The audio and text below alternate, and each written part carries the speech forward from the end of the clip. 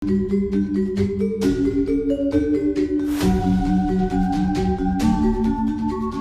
hari ini saya bertemu dengan orang kurator sekaligus kolektor seni yang sangat dihormati di Indonesia. Hari ini saya bertemu di Museum Pak Nur Hatta. Hari ini Pak Wadi, kami mohon kesan-pesan ataupun juga mungkin pendapat Bapak tentang Pak Nur Hatta ini, gimana karya-karya beliau? Kalau Pak Nur Hatta itu udah kenal lama. Ya. Bahkan saya punya karyanya belum kecil-kecil tuh waktu dia tadi diisi, karyanya gede-gede saya tidak kuat bayar. Saya sampai kepengen loh, karena saya suka sekali. Karyanya itu hebat. Saya bilang Pak Nur Hatta itu. Tapi memang Pak Nur Hatta ini orang memang yang mempunyai prinsip dan ilmunya melukis ya. Saya kira semua orang mengakui hebat ya, tapi beliau ini kan memang lebih banyak berkiprah kemudian kan di perguruan tinggi. Jadi tidak di dunia pasar itu memang karena tidak juga dia juga melukisnya kan tidak produktif pameran-pameran tunggal itu kan hampir jarang, karena bagi Pak Nur Hatta untuk mengumpulkan banyak lukisan juga repot juga untuk pameran tunggal gitu. Tapi sekarang ini bagus sekali karena saya yakin beliau ini masih punya karya-karya bagus. Nah itu kalau disimpan terus kan ada orang yang melihat kan sayang. Makanya kok beliau ini sekarang membuka studionya sebagai museum, ini memberi kesempatan kepada yang muda-muda untuk mengenal karyanya. Karena menurut saya banyak kolektor muda sekarang itu mungkin tidak begitu tahu tentang Pak Nur Hatta, kurang banyak mengekspos diri atau diekspos sama dunia seni rupa, sama pasar seni rupa gitu. Jadi kalau di tingkat, kalau kita lihat levelnya beliau itu sebenarnya sudah berada di atas. Oh ya, kalau tentang lukisannya, tentang karyanya sudah jelas dia di atas. Ya soal namanya dikenal oleh masyarakat luas juga, ya itu kan tergantung orang exposure-nya. Dalam hal ini mungkin eksposisinya itu kurang karena biasa seperti Pak Widaya juga kurang karena dia ini hidupnya di kampus.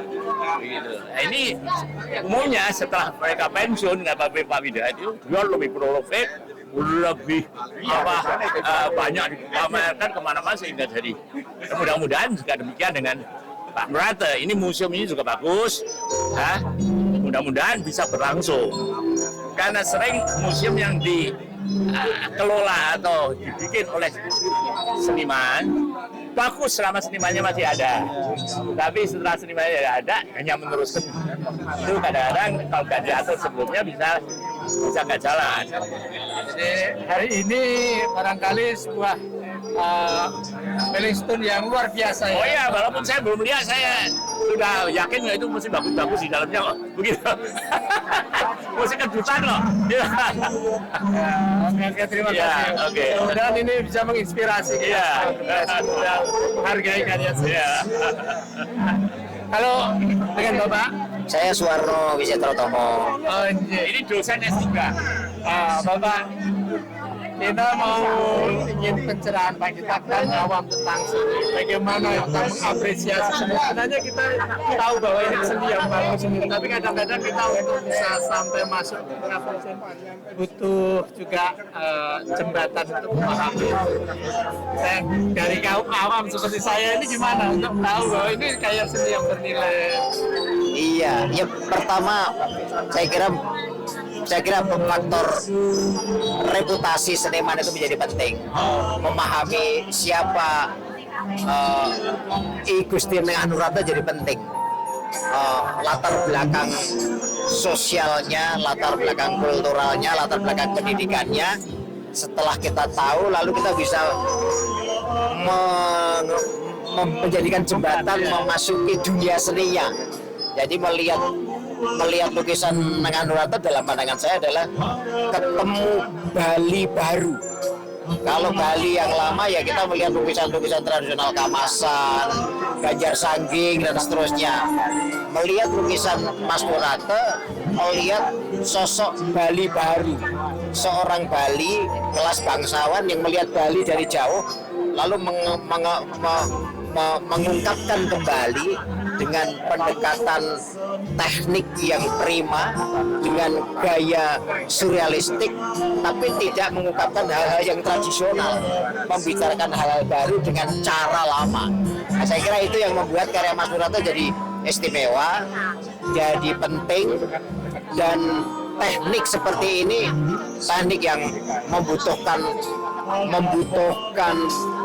ketangguhan, keteguhan, kesungguhan, dan saya sering bersuara di kelas, ini teknik yang membutuhkan uji nyali karena membutuhkan konsentrasi sepenuh-penuhnya. Itu kalau kita hubungkan dengan batin, kualitas, itu bisa menunjukkan kualitas spiritual seseorang. Tentu, karena karya seni tidak digubah karena iseng, karya seni digubah karena ingin menyampaikan pesan yang kuat dengan bentuk yang kuat. Nah, itu artinya melalui proses yang tidak sederhana, dan itu orang seperti Mas Nengah Nurato melalui proses yang panjang tentu tidak lepas dari penghayatan spiritualitasnya. Saya kira itu yang bisa dilihat dari Mas Nurato. Ya, matur nuwun. Kita mudah-mudahan yang generasi muda juga yang mungkin sedang belajar untuk menuju masuk ke dunia seni, karena semakin lama kita hidup kita harus ada masa-masa kontemplasi, masa-masa menikmati. Persis. Tidak harus terus mencari Ya. sesuatu yang dunia, kita lebih ke pemahaman ke dalam Ya. diri. Mungkin karya seni mungkin bisa jadi jembatan. Ya, di tengah era teknologi mutakhir yang begini rupa cepatnya, begitu banyak kemudahan, saya kira penting kembali ke karya seni, penting kembali menghayati keterampilan tangan, penting kembali menghayati spiritualitas. Dunia hari ini serba instan dan serba mudah. Kalau tidak pernah kembali pada kesenian, menurut saya kita menjadi orang-orang yang kering, orang-orang yang kosong, sibuk tapi kosong. Dengan kesenian, batin terisi, ada penghayatan yang lain. Setuju. Oke.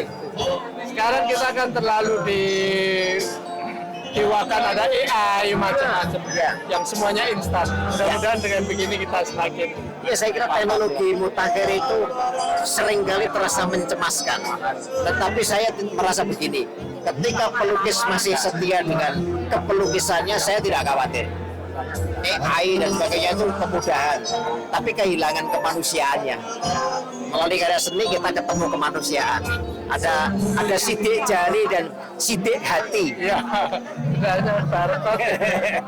Oke, matur nuwun, sangat menginspirasi. Matur nuwun Pak Wadi.